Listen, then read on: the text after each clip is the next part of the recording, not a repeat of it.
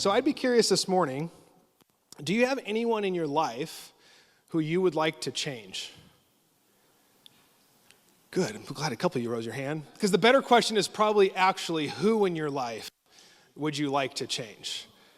And if we got a little bit more to home, who closest to you in your life would you like to change?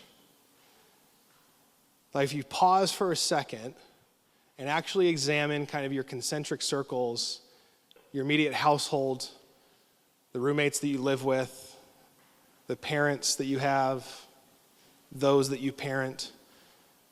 If you just kind of keep working through the concentric circles of your relationships, those closest to you, who would you most like to change?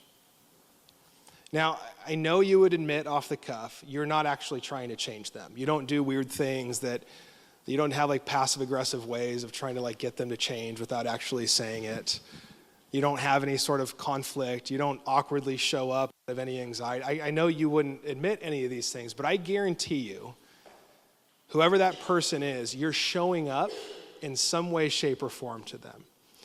And you're trying to get them to change, whether you recognize it or not. And I just want to know how that's going. Like, have they changed yet? Because if anyone figured that out, I will gladly listen to your techniques of how to change other people that are close to you. And I don't think this is a bad thing, right? We desire good things for people. We desire harmony. We also sometimes, though, desire everyone else to be like us. We desire everyone else to think very similarly, if not the exact same. We desire people just to stop doing annoying things. Like, we desire other things also. But it's not all bad. I think you have very good reasons, because there's probably some people in your life who you really care about that have destructive patterns that you would love for that to change.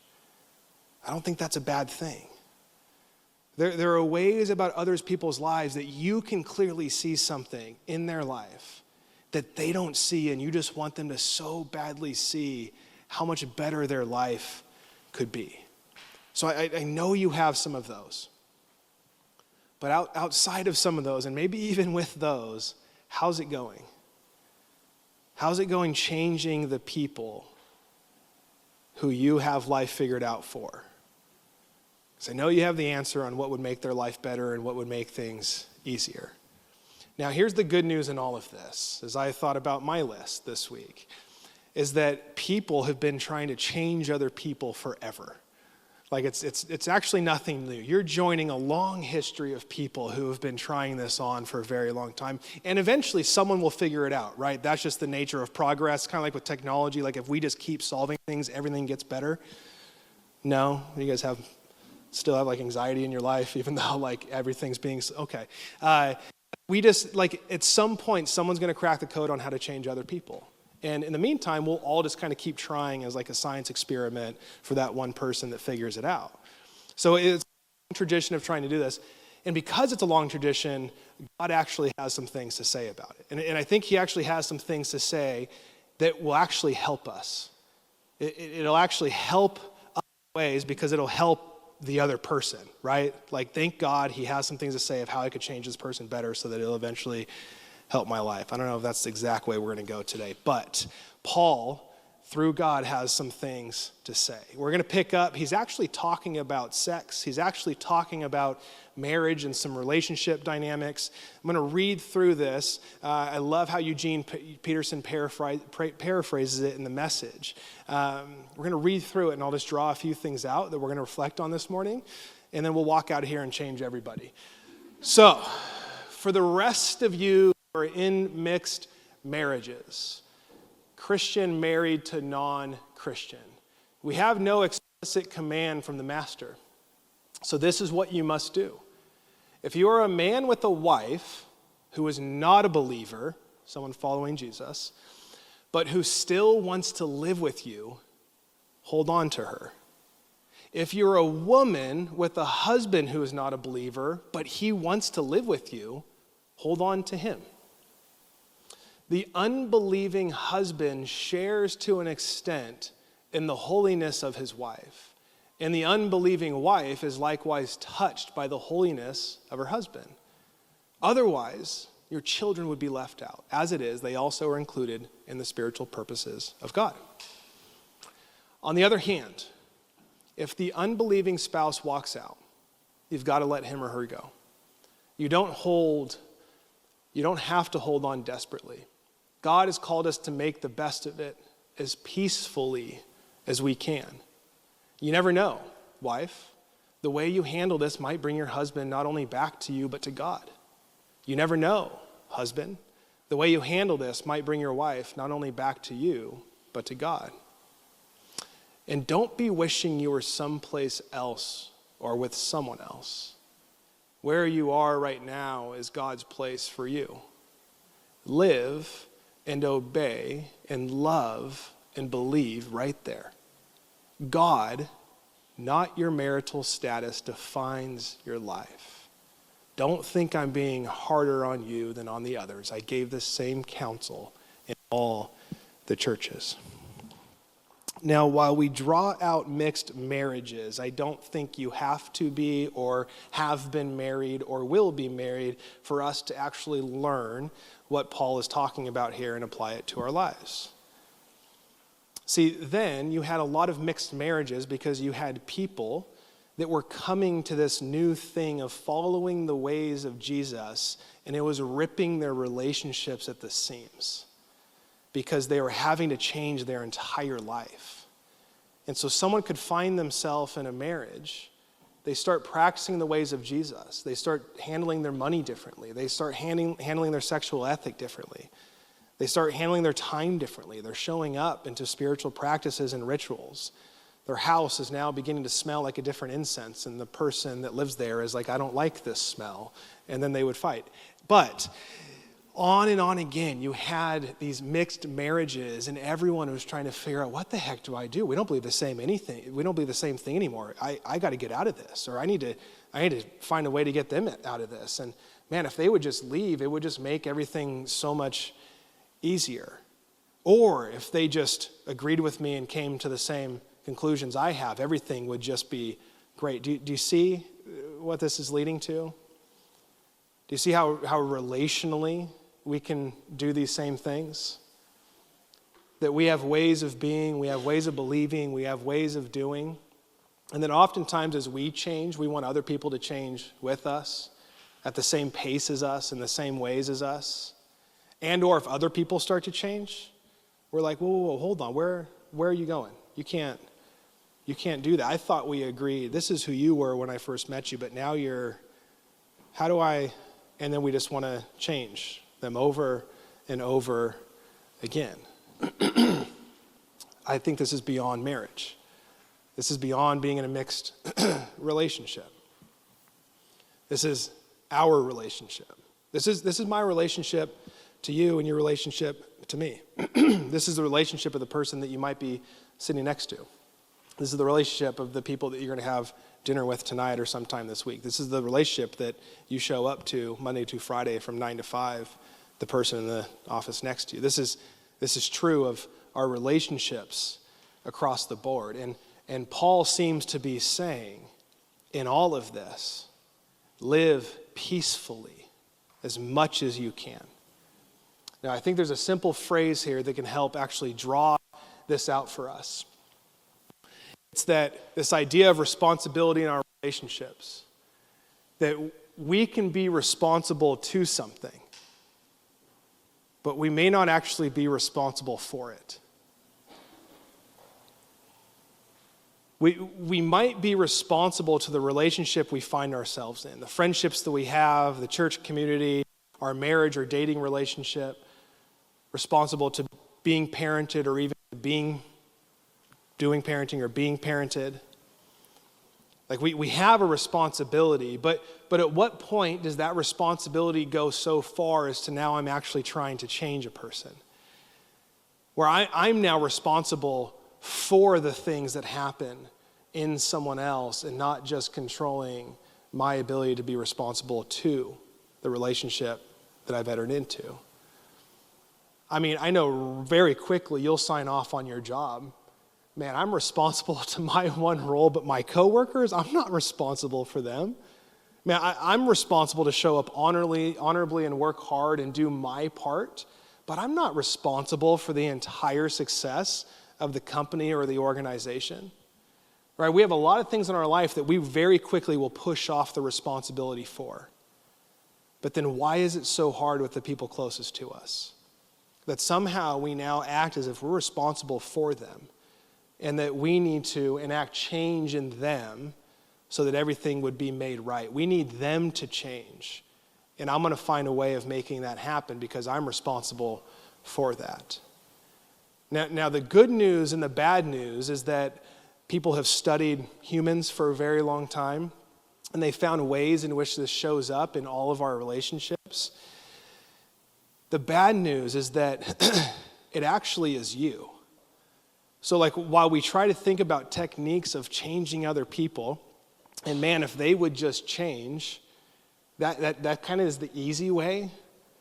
And it's actually harder than we think because it actually challenges us.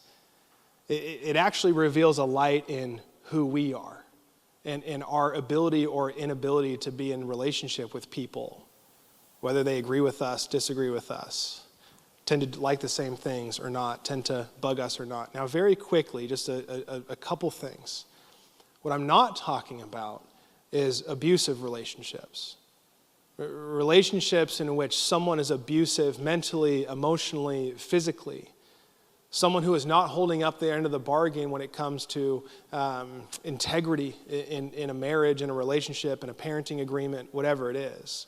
Like there are boundaries that need to be placed in the things. And we very quickly start to actually say, hey, we're not trying to figure out who's changing who. We're actually trying to protect and to create boundaries. So I just want to note that. We're not talking about that today, but I think that needs to be said.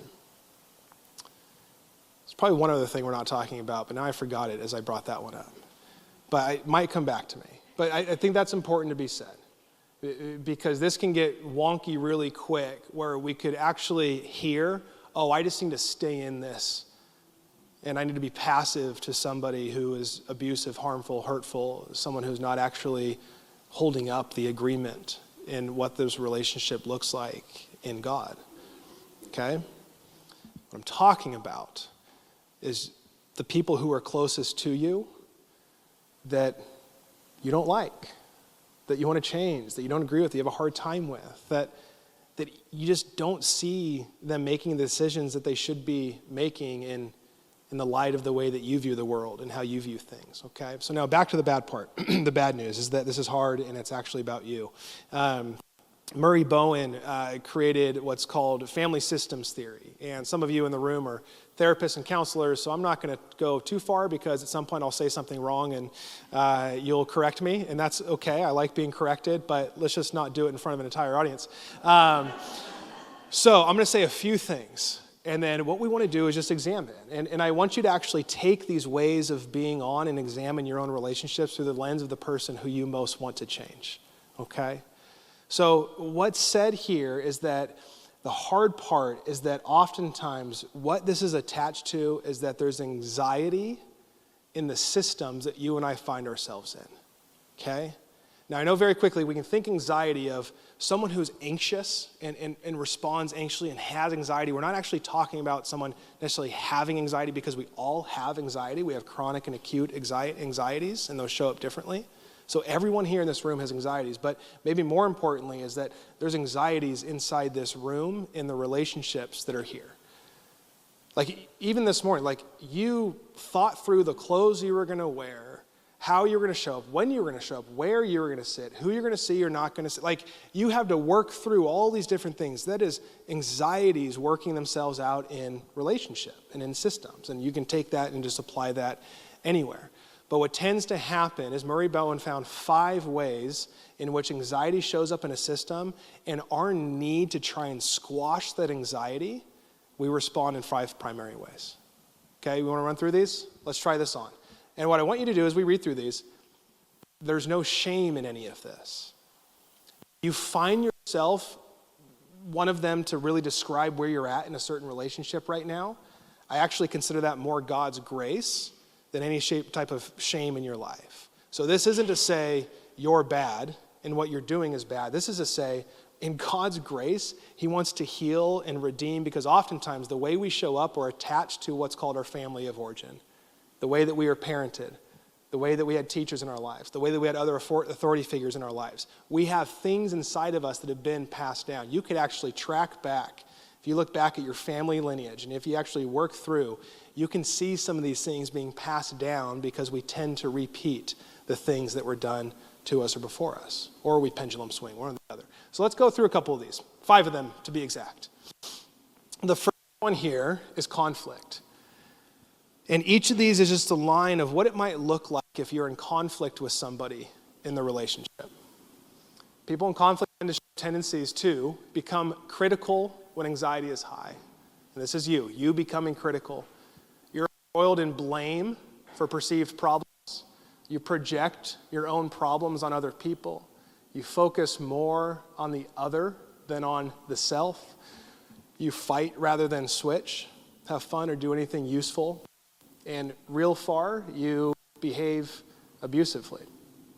One of the ways in which people tend to deal with anxiety in a relationship where you don't agree with who they are or how things operate, or you're trying to create change, is you're actually in conflict with them. Do you have anybody that's close to you that you're in conflict with right now? Now, again, I'm not talking about something that they've done morally or an integrity gap, nothing they've done abusive, but just anyone that you're in conflict with. Maybe you're in conflict with the way they voted recently or will vote. You're in conflict with some of the lifestyle that they're choosing. You're in conflict with some of the worldviews that they have. And the way to deal with the anxiety is to enter into conflict with them. Next one. Distancing. Now, this isn't like, man, because here's what's true, is that we need a break from people, okay? So sometimes we need a little bit of distance, and that is a good thing. But this distancing actually starts to look like this. Excessive periods of non-communication when one is emotionally reactive, workaholism, overuse of substances such as alcohol, excessive time spent on hobbies, tendency to be quiet when anxiety rises, talk that includes nothing of personal importance, inability to relate to some of the people in one's immediate or original family. You might actually be in the room, but in no means are you present. You might still be in relationship, but you're actually not acting in relationship at all. You might still have a title of something, but you're actually finding ways to out your anxiety in very specific ways. And when you need to distance more, you tend to do the other ones more. Are you distancing yourself from any relationships right now? Next one. Cutoff. Now, this is where distant goes a little bit too far. So distance, this is the extreme of it, and you completely cut off a relationship. Often the cutoff is so old that all people involved have forgotten the original trigger. You ever heard of that one? It's like, well, why doesn't, Uncle Joe ever come to we don't talk about that. You know where this oftentimes is revealed? When someone gets married, and then that person meets the other family for the first time, and they just start to notice all like the weird things of how the other family operates. And then they might have some questions. And then the person that's in that family is like, oh no, we just don't bring that up. My dad's going to get pissed. Or like, oh, we just don't talk about that. Like we now start to just cut things off because it's gotten so far. We're done. And oftentimes it goes on for so long and everyone's like, we don't even know what happened anymore. Small things have just led to cut off, because it's the easiest way just to manage the anxiety that we're feeling inside of a system. Working with the anxiety itself may be more productive than trying to change the distancing or cutoff pattern that is only the symptom of the anxiety. We have 2 more, but I want to hang on to that statement because that's the piece. Oftentimes we think it's the thing that somebody did or the thing that I did to cause the harm, but oftentimes the thing that I do and the thing that you do is in response to the anxiety that's in the system. An example that Murray Bowen uses, you might have a 12-year-old who is having bedwetting issues. And oftentimes a parent might bring their child to the therapist and say, hey, can you fix these bedwetting issues? And the therapist who's in family therapy would say, hey, yeah, we can talk about that, but Mom, could I actually talk to you about your relationship with your mom? Because what they find is that the bedwetting is in response to the anxiety that's in the system. And we can't just deal with the symptoms of what's happening. We actually need to deal with the anxieties. 2 more. These ones are similar. I relate to at least one of them. I'll let you guess. Over-functioning, advice giving, doing things for others that they could do for themselves, worrying about other people, feeling responsible for others, knowing what is best for them, talking more than listening, having goals for others that they don't have for themselves, experiencing periodic sudden burnouts. Now, this often happens in marital relationships and dating relationships because someone loves over-functioning and someone loves under-functioning. And they serve each other so well, and it's so unhealthy. Because it's cyclical. Over and over and over again. And then you don't really talk about it, and someone, you get in the fight, and it was just over like what side like the hand lotion was on the bathroom sink, but it's really not about the hand lotion. Like these things aren't because, and we'll find other people in our lives, whichever one we are, we'll find the opposite, and we have great relationships, and that's what we start to call codependency. But if we like to overfunction, we will need people to underfunction. If we like to underfunction, we need people to overfunction. We actually become less responsible to. And now we actually start to become responsible for, to an unhealthy point. Last one. Underfunctioning, asking for advice when what is needed is to think things out independently. Getting others to help is really not needed. Acting irresponsibly, listening more than talking, floating without goals much of the time, setting goals but not following through with them, becoming mentally or physically ill frequently, tending to become addicted to substances. Those are 5 ways in which are identified that you and I handle relationships and the anxieties within them. Which ones came to mind for you? Which one do you see being a repeating and recurring pattern in your life? The person whom you might want to change more or the most, aka the person that you have the hardest time with that's closest to you. Which one are you operating in currently?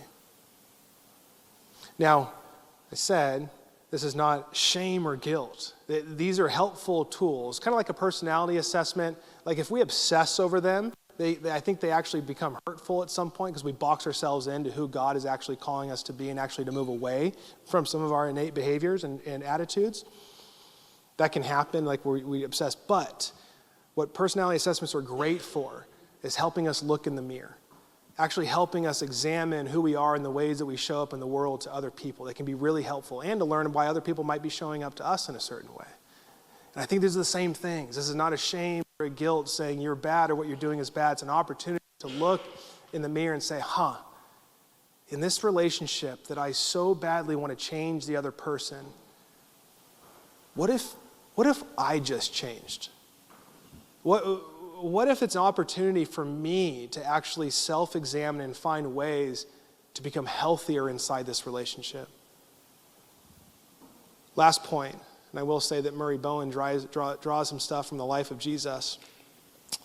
It's often said in a workplace, in a family unit, in relationships, Murray would find the healthiest, the person that had the highest likelihood of creating change in the system and work solely on that person. He wouldn't work with the people that were doing all the destructive behaviors.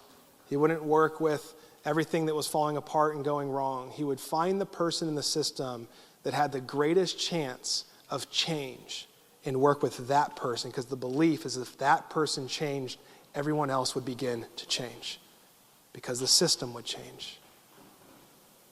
So what if you stopped looking outward and this next week looked inward? What are the ways in which you might be able to show up and be present, as Paul said in the passage, to live peacefully the best that you can?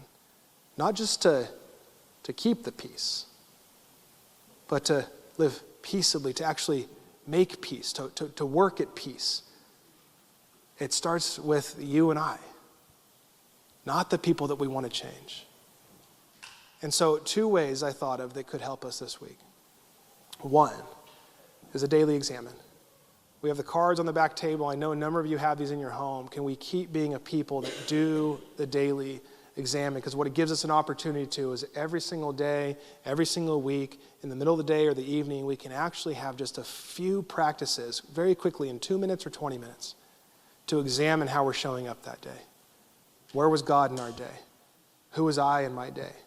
And I can ask for grace. I can actually then start to look to tomorrow and say, man, here's what my day looks like. Here's who I'm going to be with. Here's who I'm talking to. Oh, I got that one meeting and I know that's going to be anxious for me. God, can you help me? God, can you be with me? You can actually start to think through how you showed up and who you want to show up. Over and over and over again. Secondly, pray for the people that you want to change. Don't pray for them to change. Pray for the people that you most desire to change. And that simply looks like, God bless them. God, I'm so thankful for them, and I'm so thankful that they're yours and they're not mine. I'm not responsible for them, but the way in which I can be responsible to them is to change myself. And the way I can be responsible to them is to pray for them. And God, for the promises that we sang about earlier, may they find that in their life. May they experience your nearness this week. May they sense your love. May there be good community around them. May they feel connected and not isolated. Like whatever it is, may you just pray for them.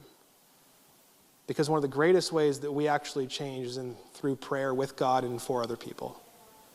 That's what starts to change us. Not asking for God to solve more of our problems or to give me more of this or whatever it is. Because that's not changing us. That's trying to affirm who we already are and what we already want.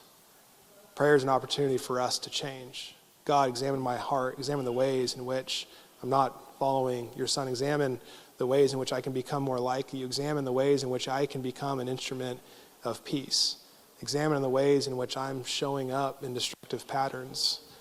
God, help me. May I experience your grace. May I experience your love first so that therefore I can love more. Holy Spirit, work in my life in new ways that I otherwise cannot on my own.